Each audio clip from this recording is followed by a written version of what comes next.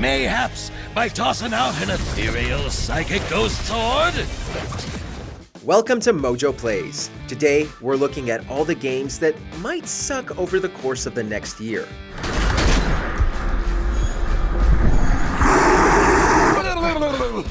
You might want to wait until the reviews are in before picking up any of these titles. Before we begin, we publish new content all week long, so be sure to subscribe and ring the bell to get notified about our latest videos. A Quiet Place.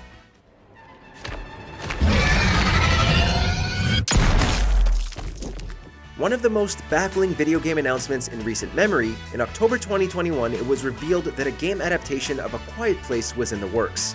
It's not a straight adaptation of the movies, instead a new story set in the same world. But while A Quiet Place was an outstanding film, we're not sure how much this game will be able to innovate.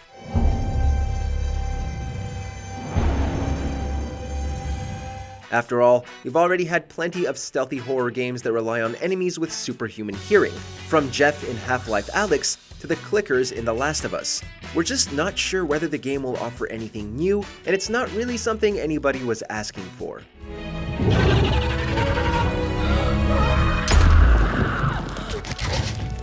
The Outlast Trials.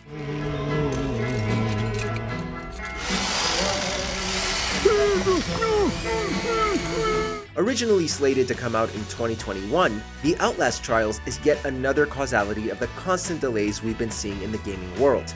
It's set to be the third game in the Outlast series, but while the first Outlast was lightning in a bottle, the sequel was definitely a step down. That's why we're still cautious about The Outlast Trials. That, and the fact that it's a VR game. You presented yourself as able-bodied and eager to make improvements. Wicked child! Outlast in VR would be undeniably terrifying.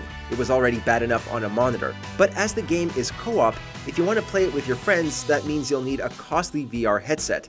This means very few people will get to enjoy it as intended. We are all going to get better. Together. S.t.a.l.k.e.r 2: Heart of Chernobyl.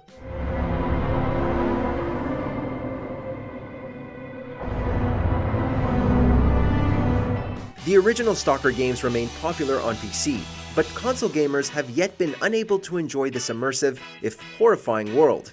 Yet again, we're heading to the Chernobyl exclusion zone in Ukraine to fight the irradiated monsters the disaster gave rise to, but 2022 is a different world to 2012 when the first version of the sequel was supposed to come out.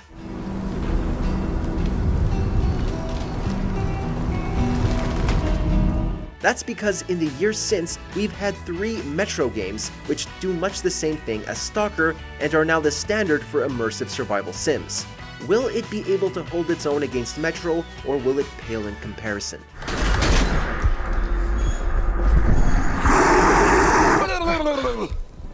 Bayonetta 3.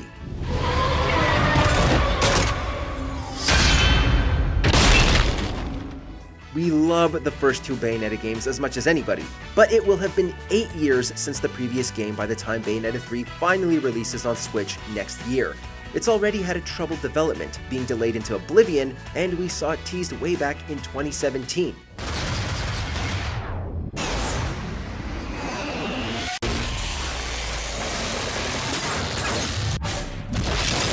We really hope Bayonetta 3 defies expectations and turns out to be a smash hit, but it's already part of a franchise that has generally struggled with sales numbers despite being immensely popular with its own fans.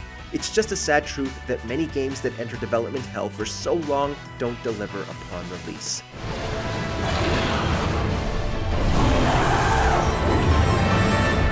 Marvel's Midnight Suns.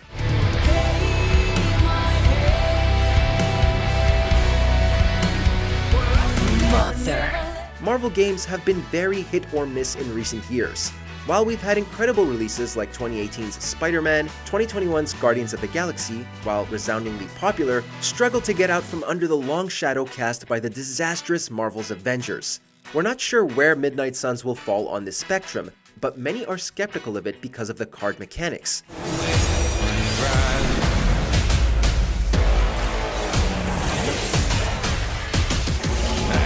It's a simple fact that card games and deck builders just aren't for everybody. Though, as it's coming from the studio behind XCOM, there's still every chance it will have great strategic gameplay. Still, we're going to err on the side of caution this time.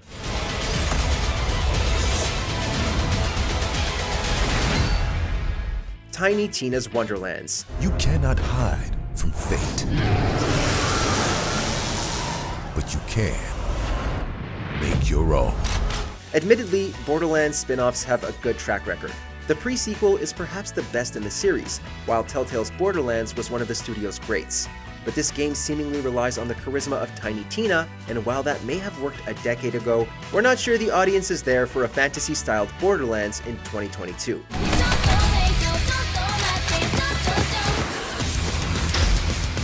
Though there are always going to be die-hard Borderlands fans who will love this game and play it to death, it doesn't look like widespread interest is really there. We're also not sure what, if anything, it's going to do to shake up the looter-shooter formula, aside from reskinning Borderlands to be high fantasy. There are plenty more ways to play. Whatever your poison, we've got you covered. The Lord of the Rings, Gollum. No, don't look at this. The precious is gone. We're still none the wiser of what this game will actually be when it finally launches.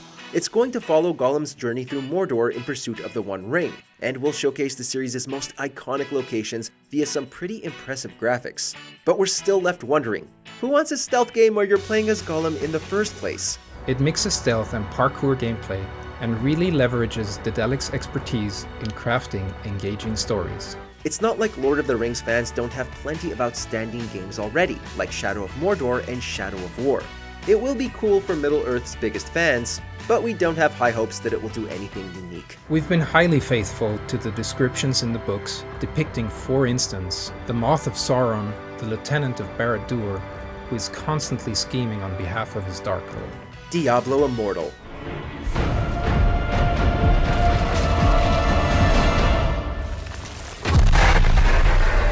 That's right, Blizzard's troubled attempt to bring Diablo to mobile phones has been delayed yet again, now expected to reach devices sometime in 2022. The game made headlines way back in 2018 when one disappointed fan asked if the announcement was an April Fool's joke, and things have only gone downhill from there. Hey, just was wondering, is this an out-of-season April Fool's joke? With various lawsuits to contend with and a heap of scandals, it's clear that Diablo Immortal is destined to become even more unpopular than it began its life as.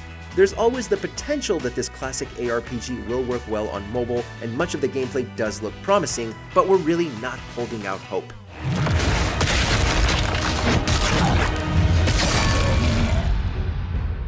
Avatar: Frontiers of Pandora.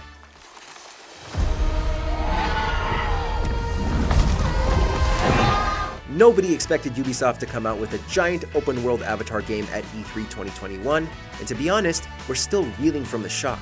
By the time this game comes out, it will have been 13 years since the first movie, and there's still no real assurance that James Cameron's numerous promised sequels are going to materialize.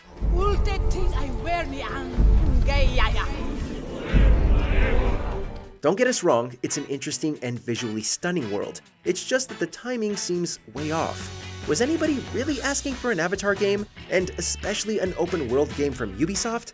Besides, they already tried to make an Avatar game way back when the movie came out, and it didn't exactly do well.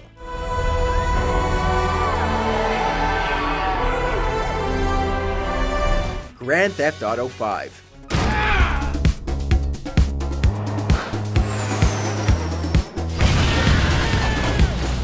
Rather than announce GTA 6, Rockstar defied expectations and revealed that GTA 5 would be getting released for the third time. We're just kidding, though we're sick of seeing it. It's still going to be just as good in 2022 as it was 9 years ago. Let's go! Come on! Tom Clancy's Rainbow Six Extraction.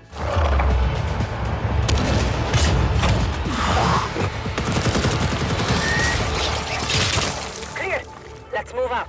Our real top pick for games that might suck next year is Rainbow Six Extraction.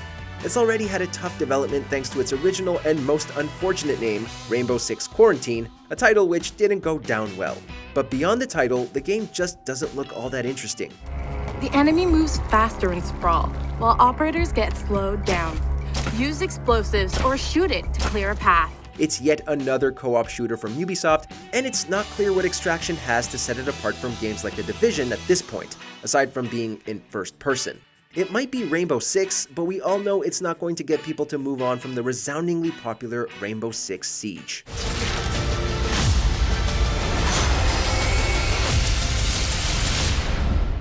Thanks for watching. If you enjoyed the video, there's more where that came from.